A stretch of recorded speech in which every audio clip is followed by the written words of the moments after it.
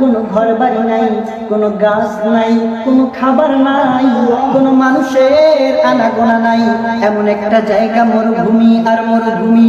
এই মরুভূমির ভিতরে যাওয়ার পরে হযরতে ইব্রাহিম আলাইহিস সালামের স্ত্রী ডেকে ডেকে বলে, স্বামী রে, আপনি আমাকে এখানে নিয়ে আসছেন, এখানে নিয়ে আসার কারণটা কি আমরা জানি না, তবে আপনি আল্লাহর খলিল, আল্লাহর বন্ধু, আল্লাহর নবী, আপনার আদেশের উপরে আমার মন্তব্যর কোনো অধিকার নাই। জোরে বলেন সুবহানাল্লাহ।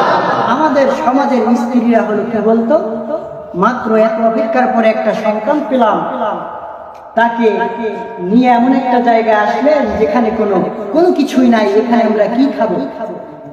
এবার আল্লাহ পাক রব্বুল আলামিন আবার অর্ডার করলেন, খলিল, আপনি আপনার স্ত্রীকে আর আপনার সন্তানকে এই মরুভূমির ভিতরে রেখে আপনি এখান থেকে চলে যান।